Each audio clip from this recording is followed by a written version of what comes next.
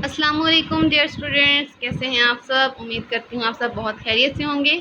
आज का हमारा टॉपिक है दी सोर्सेज ऑफ करंट या सोर्स ऑफ करंट। हमने करंट पढ़ लिया कि करंट क्या होता है, फिर हमने उसकी टाइप्स भी पढ़ ली। हमने ये भी देख लिया कि करंट कहाँ से कहाँ फ्लो करता है, और हमने जो है वो ये भी पढ़ लिया कि करंट जो है वो मेटालिक कंडक्टर में से किस तरह से फ्लो करता है।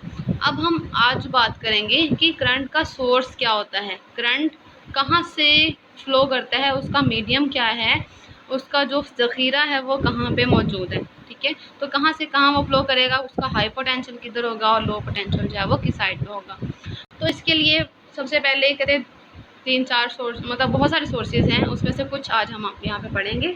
तो सबसे पहले पढ़ लेते हैं जी, when two conductors are at different potentials are joined by a metallic wire. कहते हैं दो हमने कंडक्टर लेने हैं, दोनों कंडक्टर का जो पोटेंशियल होना चाहिए वो डिफरेंट होना चाहिए। ये बात आपके जहन में होनी चाहिए कि जब भी पोटेंशियल का डिफरेंस एग्जिस्ट करेगा तभी करंट फ्लो करेगा। अगर पोटेंशियल का डिफरेंस नहीं होगा तो करंट फ्लो नहीं कर पाएगा। एक चीज़ को हाई पोटेंशियल पे होना चाहिए और एक चीज़ को लो पोटेंशियल पे होना चाहिए। बिल्कुल सेम ऐसे ही जैसे कि हम ग्रेविटेशनल पोटेंशियल की बात करते हैं तो पानी जो है वो हाइट से नीचे की तरफ फ्लो करता है।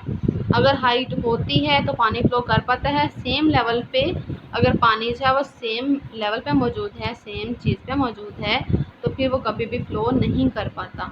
हमेशा जो है वो वाटर हाई पोटेंशियल से लो पोटेंशियल की तरफ मूव करता है, एक हाइट से वो गहराई की तरफ मूव करता है। बिल्कुल सेम इसी तरह से जो करंट होता है वो भी हाई पोटेंशियल से, जहाँ पे चार्जेस की क्वांटिटी ज़्यादा होती है, चार्ज कैरियर्स की क्वांटिटी ज़्यादा होती है, करंट हमेशा वहाँ से फ्लो करता है और उस साइड पे जाता है जहाँ पे जो क्वांटिटी है चार्जेस की वो कम होती है।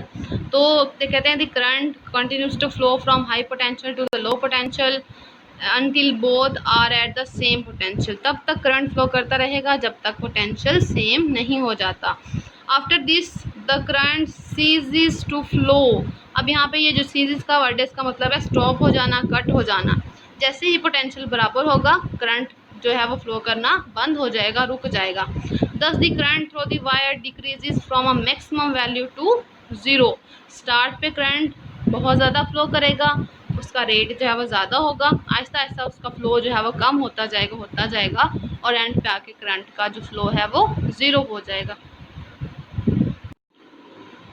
तो in order to have a constant current, the potential difference across the conductors or the ends of the wire should be maintained constant। अब इस लाइन का क्या मतलब है, देखिए जब भी हम पहले ग्रेविटेशनल पोटेंशियल की बात करते हैं फिर हम जाते हैं इस इलेक्ट्रिक पोटेंशियल की तरफ। तो देखिए जब भी अगर हमने पानी को फ्लो करना है तो पानी की जो टंकी होगी या तो वो खाली ना हो जाए, ठीक है, तब तक पानी फ्लो करता रहेगा, या फिर पानी का लेवल जो है वो टंकी के लेवल का और जहाँ पे हम पानी ले रहे हैं उनका लेवल अगर सेम हो जाएगा तब तक पानी फ्लो करेगा। ठीक है, जैसे ही लेवल सेम होगा या टंकी खाली होगी तो आपका पानी फ्लो करना बंद कर देगा। अगर आप चाहते हैं कि आपको मुसलसल पानी मिलता रहे, ठीक है, किसी सोर्स में किसी जगह पे, तो उसके लिए क्या होना चाहिए, टंकी को खाली नहीं होना चाहिए, उसमें पानी हमने डालना है। तो कांस्टेंट फ्लो ऑफ वाटर के लिए हमें क्या करना पड़ेगा, हम मोटर चलाएंगे। मोटर से जो मोटर हमारी है वो सोर्स ऑफ वाटर है, तो वहाँ से हम पानी डालेंगे टंकी में और टंकी से पानी जो है वो हम ले लेंगे अपने यूज़ के लिए। इसी तरह से जब करंट हमने फ़्लो करना होता है तो करंट के फ़्लो के लिए भी एक कांस्टेंट पोटेंशियल डिफरेंस जो है एग्जिस्ट करना ज़रूरी है। अगर पोटेंशियल बरकरार रहेगा, पोटेंशियल डिफरेंस बरकरार रहेगा, तभी जो है वो करंट फ्लो करता रहेगा। अदरवाइज़ करंट जो है वो मैक्सिमम से 0 तक पहुंच जाएगा। पहले मैक्सिमम होगा, फिर ऐसा ऐसा उसकी मैग्नीट्यूड कम होती जाएगी और एंड पे आके वो 0 हो जाएगा। तो एक कांस्टेंट पोटेंशियल लेने के लिए तो कहते हैं this is achieved by connecting the ends of the wire to the terminals of a device called a source of current.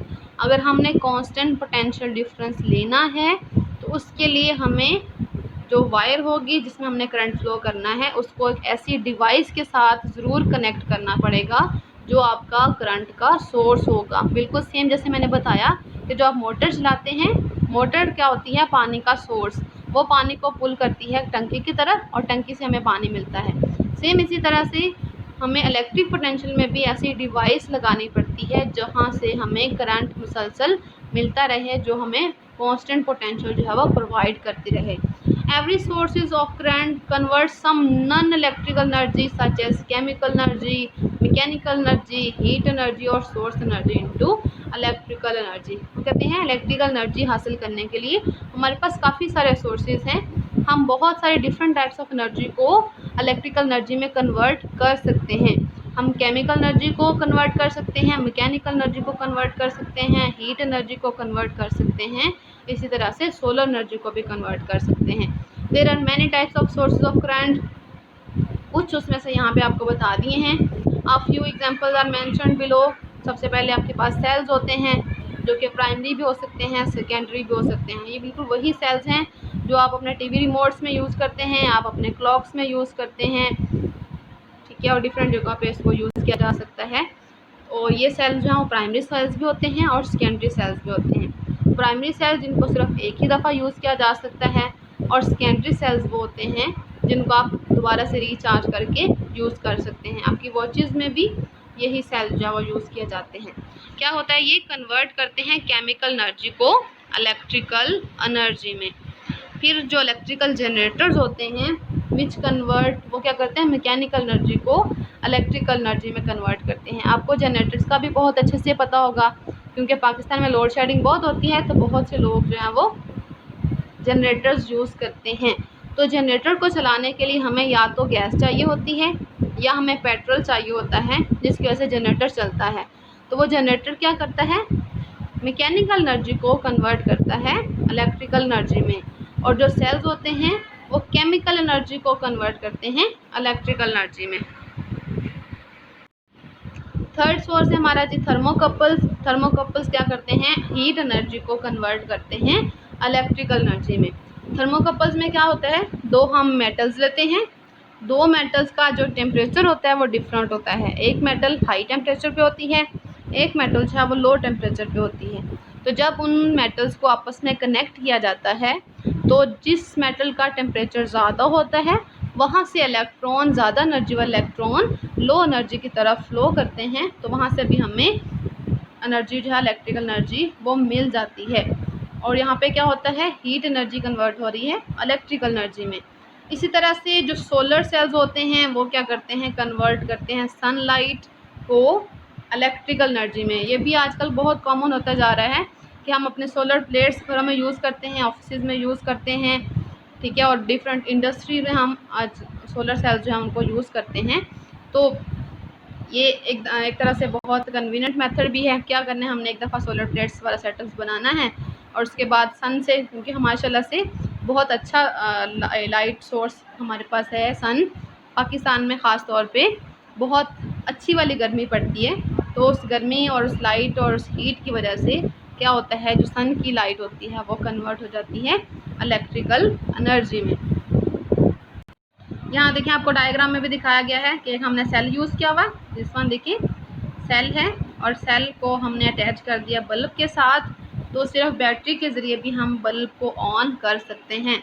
तो ये जो सेल है इससे क्या होगा, देखिए करंट की डायरेक्शन जो है वो फ्लो कर रही है एक साइड से, मतलब ये जा रही है जी एंटी क्लॉकवाइज में, और जो इलेक्ट्रॉन्स मूव करते हैं वो क्लॉकवाइज में मूव करते हैं।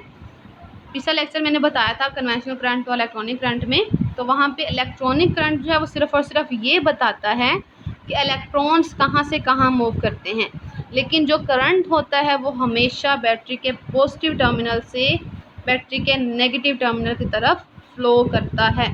तो देखिए इसी तरह से यहाँ पे आपको बताया हुआ कि करंट यहाँ से यहाँ फ्लो करेगा और इलेक्ट्रॉन जो है वो यहाँ से यहाँ फ्लो करते हैं। अ source of current such as battery maintains a nearly constant potential difference between the ends of conductor। ये हमको उन्होंने बता भी दिया है। नेक्स्ट, आज का टॉपिक हमारा यहीं पे एंड होता है। उम्मीद करती हूँ आपको बहुत अच्छे से क्लियर हो गया होगा। थैंक यू सो मच, अपना ख्याल रखिएगा, अल्लाह हाफिज़।